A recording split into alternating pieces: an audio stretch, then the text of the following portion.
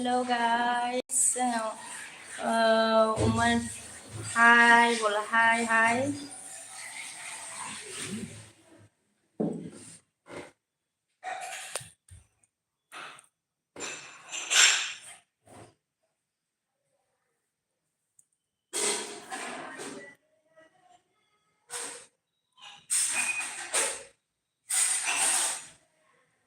Hello. Like, okay, thank you.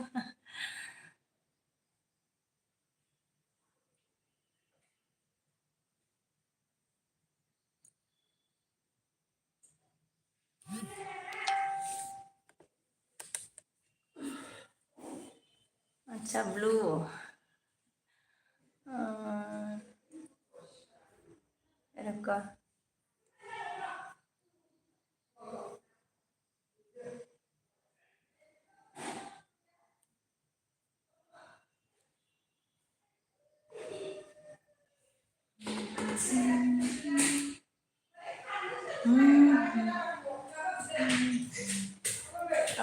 Giờ đầu kumai like danเลยบาริสนานไป thank you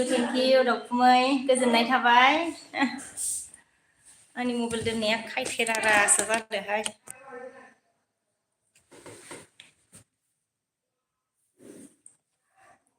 แต่โอนาร์นาอุมา thank you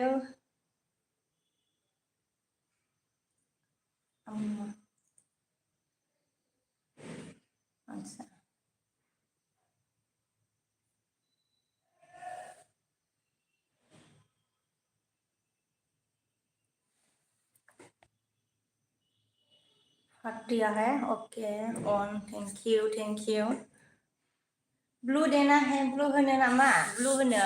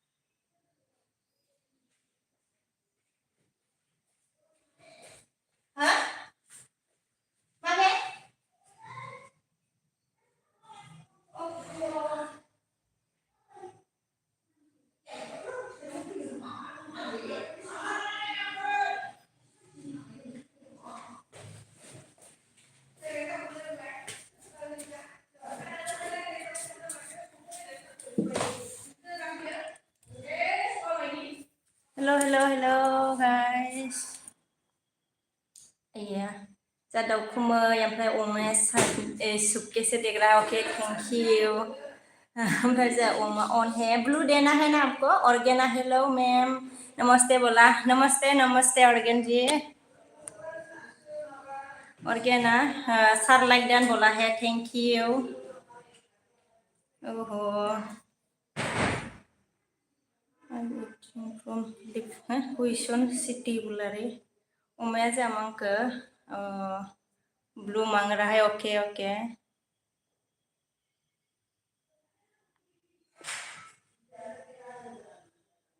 okay दे दिया है saya baru tuh dong ना hello कौन है please like करो guys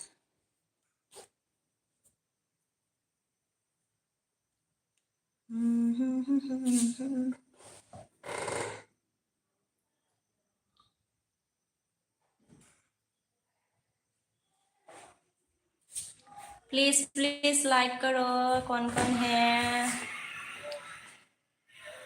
ऑर्गेना अम्मा जी नमस्ते अम्मा ना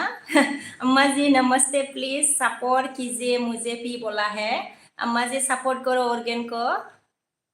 सपोर्ट करने को बोला है विकास बाजो इंडिया ना जा ओ बुंदे विकास मा खबर हेलो गाइस कौन है मेरे स्क्रीन में प्लीज लाइक करो संजय हेलो गुड इवनिंग कहाँ से हो बोला गुड इवनिंग संजय मैं असम से हूँ आप कहाँ से हो बोलो संजय विकास आजा बाजै लाइक होबाय होनबाय थेंक यू विकास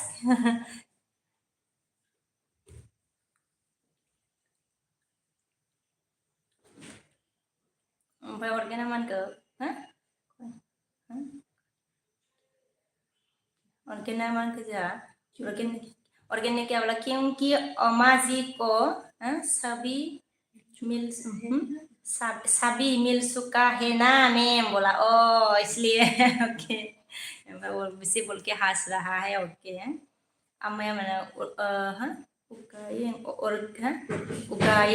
ओके बोला है उगायेंग ओके बोला है ओमफ्राय जा बिकासआ मानखौ मोजां खबराथ' आंना नोंनालाय मा खबर बाजै होनदों मोजां आरोना आंनाबो मोजाङैनो दंथ'यो बिकास आगै ओमफ्राय सन्जय मानखौ त्रिपुरा बोला आप त्रिपुरा से ओके हेलो गाइस कौन है प्लीज लाइक करो चैनल में नया है तो ज्वाइन हो जाओ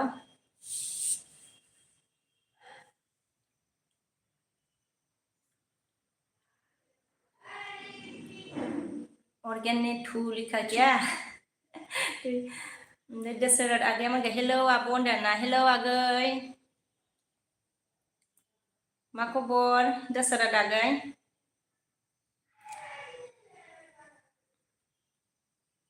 हेलो हेलो हेलो कौन है गाइस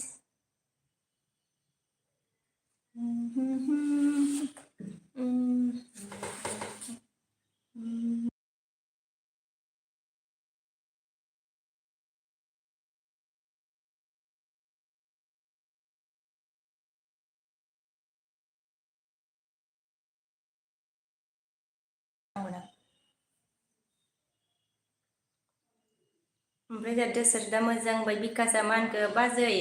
साहाया गैला आंबो लोंगौमोन बाजै होनदों आरोना लोंगौमोन आरोना फुदुंना होगोन आं फै बिकास जोब्बाय आरो होनदो ऑर्गेना जामागो 26 व्यूअर्स है सभी लोग लाइव को लाइक कर दीजिएगा प्लीज बोला है लाइक करो कौन है गाइस व्यूअर्स लोग मेरी व्यूअर्स लोग प्लीज लाइक करो ऑर्गेनी बोला है लाइक करो और मैं भी बोला है लाइक करो guys ऑर्गेना जामागो screen Pay double tap कर दो गाइस बोला है स्क्रीन में डबल टैप कर दो गाइस बोला दशरथा मान के जा बीके बोरो ब्लॉग बुंदरना प्रवीण ओके बीके बोरो ब्लॉग बोला हाँ बोलो क्या हुआ प्रवीण जी ओमफ्राय बिकासआ मानखौ दे गैलाबा लोंथ'ला बाजै होनना बुंबाय लोंथ'ला आरोना ओमफ्राय मा खालामदों दालाय मा होनो बिकास आगै ओमफ्राय जा ऑर्गेना मानखौ 30 व्यूअर्स पीपी ऊपर से देख रहा है आज लाइव में शर्माओ मत गाइस बोला है आजाओ लाइव में शर्माओ मत बोला ऑर्गेन ने ओके ओजा अम्माया मानखौ ऑर्गेन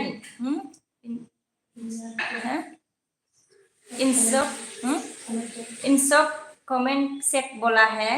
ऑर्गेन कमेंट चेक करने को बोला है अम्मा ने ओमफ्राय जा एसके दिया मानखौ व्हाट यू नेम बोला माय नेम मतलब विश्व कवि है मेरा नाम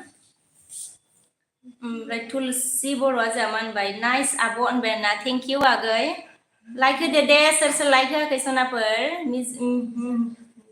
मिजानुरा जा मानखौ हेलो जी आपका नाम क्या है बोला मेरा नाम विश्व कवि है मिजानुर अम्माया ऑर्गेन प्लीज जॉइन मी बोला ऑर्गेन जॉइन मी बोला अम्मा ने ऑर्गेना ऑल अम्मा जी बोला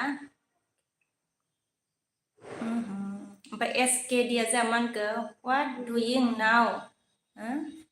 हिट गर्ल बोला है ओमफ्राय जा साम हाय बोला हाय साम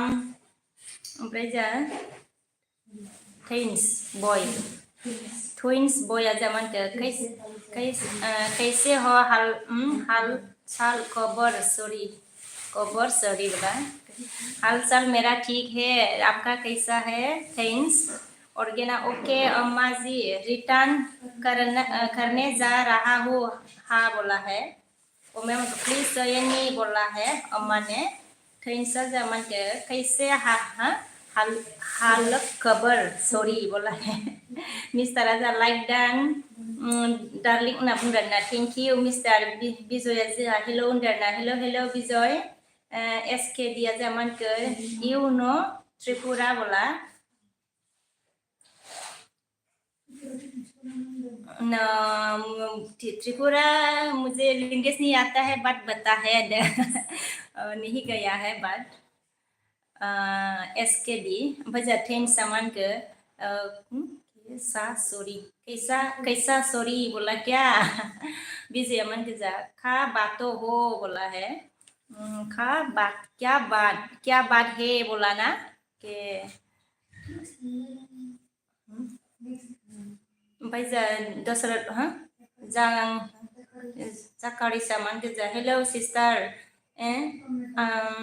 फ्रॉम मेघालय बोला है ओके आप मेघालय से है ओके ओमफ्राय जा दशरथ मन के माथो हिन्दी बाला गोजा आब' नोंनि भिउवार्सफ्रालाय होनदो औ आगै बिसोरनो बांसिन फैयो बर'आनो खम सौदाव फैयो फंबाय ओमफ्राय जा बिजया मान के आपका नाम क्या है बोला मेरा नाम विश्व कवि है ओमफ्राय जा मिजानुरा मान के मैम कहाँ से बोल रहा है बोला मैं अभी असम बंगाईगांव से बोल रही हूँ ओमफ्राय जा अम्मा ऑन है ओके थैंक यू ऑन रंगने के लिए विजय मान के आप कहाँ से हो बोला मैं असम से हूँ असम DB सरस्वती बोल के हार्ट दिया ओके थैंक यू टीचर दानसोराङा जोंहा मा होनगोन हाय होनदों ना हाय हाय दानसोराङा गै DB टीचर लाइक दान बोला थैंक यू टीचर ओमफ्राय जोंहा विजया मा होनगोन आप आसाम से हो बोला हाँ जी मैं आसाम से हूँ विजया मा होनगोन यू आर सो क्यूट बोला थैंक यू ओमफ्राय जोंहा बि मुसाहारिया मा होनगोन हाय मा खबर होनदों आरोना खबरा मोजां आंनिया नोंनिया माबोरै ओमफ्राय थार गज' जोंहा मा होनगोन ओरैसै आरोना अर्गेना 552 बैग डान अमाजी बोला 552 बैग डान अमाजी बोला ऑर्गेन ने ओमफ्राय बिकासा मान के जा hello hello guys join me back कर दूंगी बोला कौन है विकास बसुमतारी से जॉइन हो जाओ वो भी मतलब बैक करेगा गाइस विकास बसुमतारी ओमफ्राय जा SKD मान के सोर दं लोगोफोर विकास बसुमतारीजों जॉइन जानो हागोन आरोना बेबो माने बैक हरगोन SKD मान के जा मैं त्रिपुरा से हूँ लेकिन you are looking for Tripura सा बोला ओके आप त्रिपुरा से ओके ओमफ्राय थार गोजा मान के जा लाइक दाना बुंबाय ना थैंक यू आगै थार गोजा ओमफ्राय जा बिया मान के हाय होनबाय ना हाय बि मुसाहारि आगै थारा मान के जा अनार ना ओके थैंक यू विजया मान के आसाम हम तो कई बार आ चुका है बोला असम में ओके अच्छी बात है विजय ओमफ्राय ब्रुसा माम के जा त्रिपुरा में घूमने के लिए आ जाओ क्यूट रिंग डांस अच्छा रिंग डांस करेगा बोला ओके जाऊंगी फिर कभी थारा जामान के क'क्राझार होनदों क'क्राझारनि आरोना थार गज'आ सोर जाखो आयौ मबाइला बे माबा जानोसै नै दाउखुमैया माबा हरबाय नै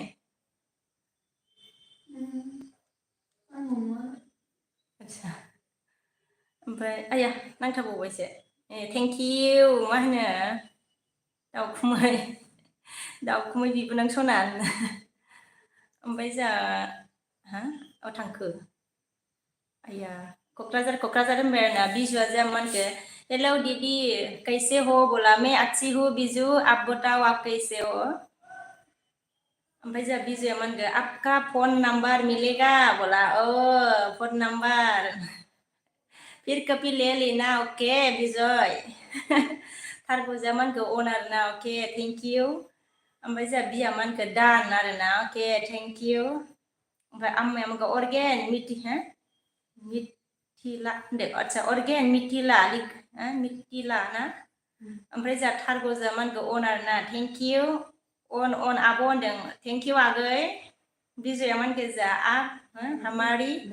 गाँव घूमने आएगी आएगा ना कभी जाऊंगी विजय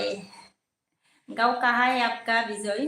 त्रिपुरा ओके सिंगेल मन गेजा गुड इवनिंग बाजे बिकेम ना गुड इवनिंग आगे सिंगेल मा खबर थारगौ जा मन गेजा राते राते बोला राते राते ओमफ्राय अर्गेना मान दे मिथिला क्या होता है मैम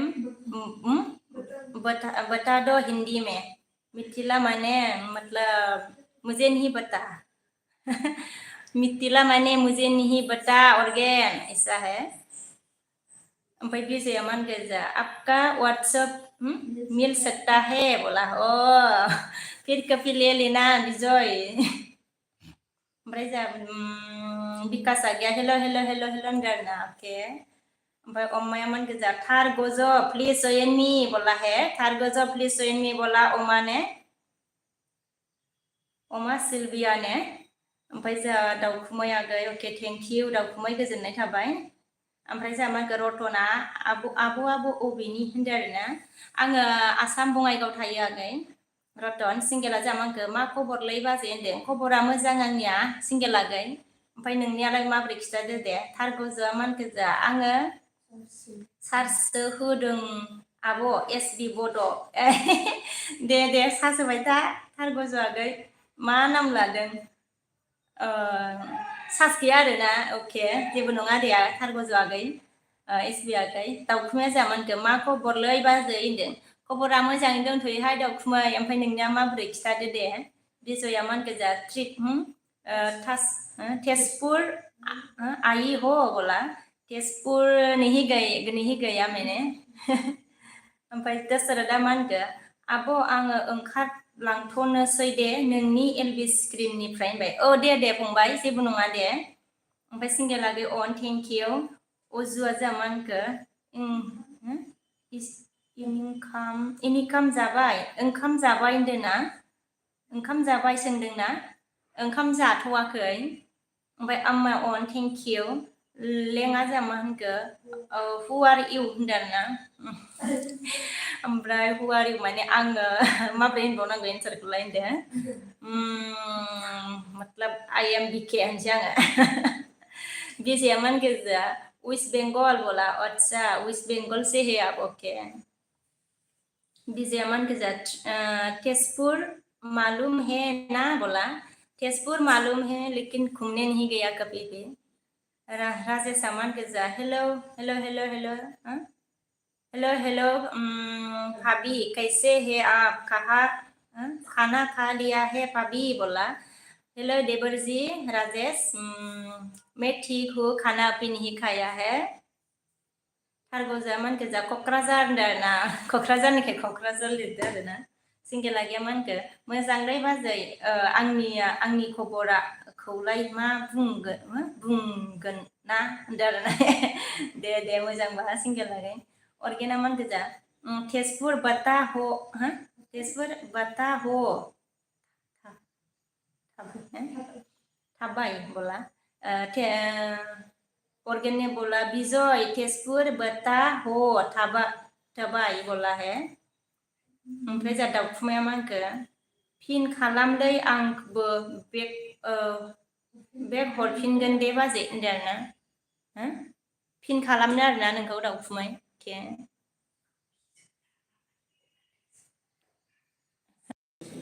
बे मानसिया सोरथाय माबा फनखौ ब्लक खालामना दोननांगौलै लसोलाय रायलायाबो रे रायहरनो नागिरदोंमोन आं दहायो